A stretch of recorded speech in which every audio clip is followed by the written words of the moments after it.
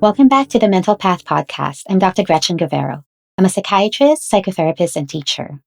My style blends medical knowledge with psychology, and I love blending that with personal development tools so that we can build everyday mental health habits.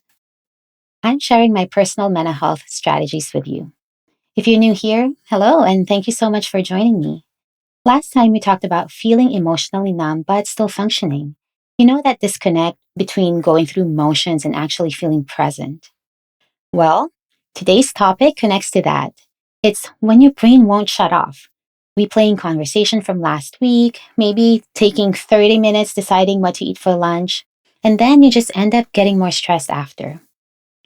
This mental chatter can be another way we disconnect from what we actually need in the moment. So today, we're really focusing on overthinking or rumination. Overthinking is a brain habit.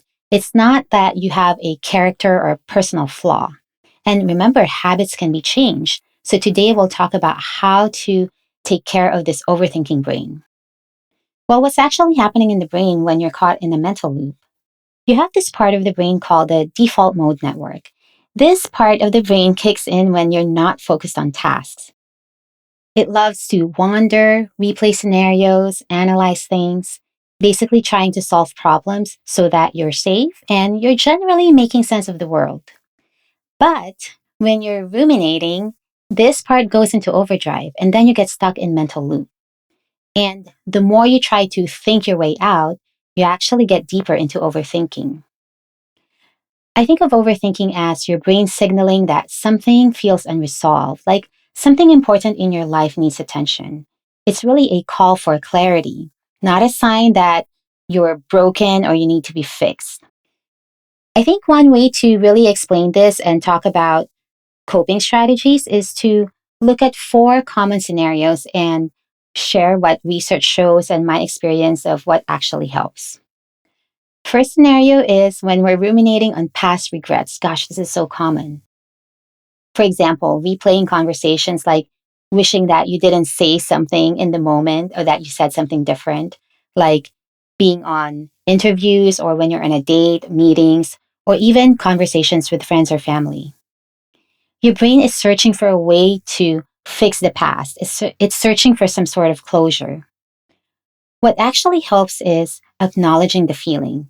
You can name the regret. You can say something like, I wish I'd handled that differently. That's the first step. Then you can do a reality check.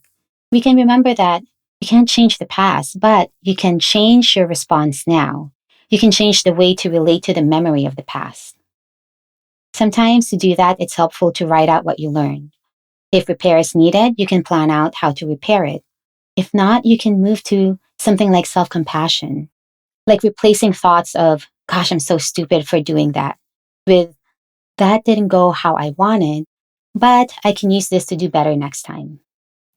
Instead of beating yourself up, try saying, gosh, I'm just human. I'm doing the best I can with what I knew then, and I can learn from this. So acknowledging emotions, lessons without judgment is a kinder way to go about addressing past regrets. It saves you energy and emotional suffering and actually helps you to move on. Scenario number 2. What about those day-to-day decisions? Like spending 30 minutes deciding on what to eat or what to wear. And then in the end, you're just more stressed because you're taking too long to decide. This is when your brain is trying to make the perfect choice, but really there isn't one. So what actually helps?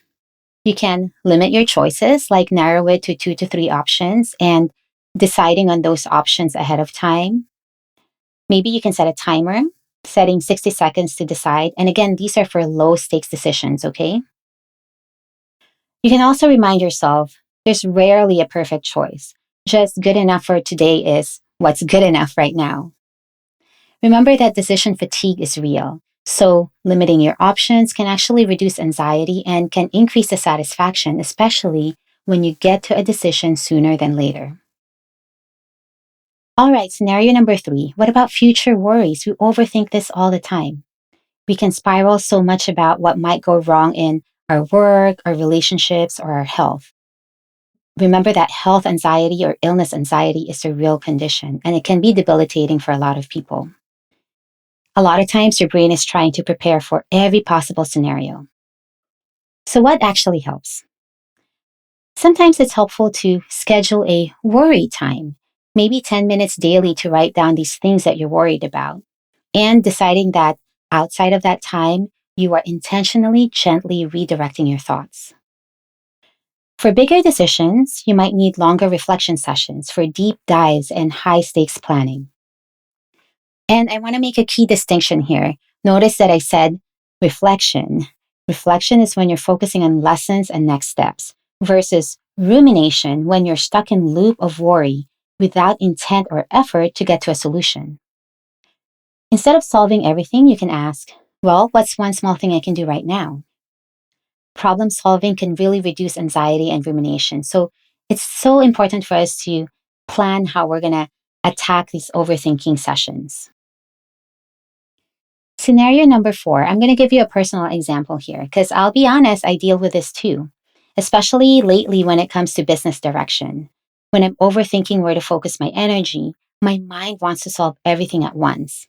Have you had that experience? I think about, should I focus more on podcasts, courses, new programs, or ideas I've been thinking about? So, this is what actually helps me. I write things down. When I get a swirl of thoughts, I put that out of my head and onto paper. Having a visual helps me organize the information in a timeline. Next is the timeline. Setting that timeline is so helpful. Not everything needs solving today. I really try to schedule when to revisit big decisions. I also reconnect to my why, my values, why I'm actually passionate about the things that I'm thinking about. This grounds me so much. It helps me filter out the noise. I also make sure I talk it out. Sometimes I just need to process it with a mentor or a trusted partner or friend. It helps me narrow choices. Sometimes too many options, I get into paralysis. I can focus on just 2 to 3 paths by writing it down and talking it out with someone. It's also important not to talk to too many people. I find that that actually overwhelms me more. Again, I schedule the deep dive brainstorming sessions. I block time for focused thinking so it doesn't bleed into every moment. That's when I can really identify the next step. Really thinking about what's the smallest action that I can take today and trusting that if I take one small action today that's moving the needle, I can trust that over time I can get to the big goals that I want to achieve. It's so important to check in with your physical state.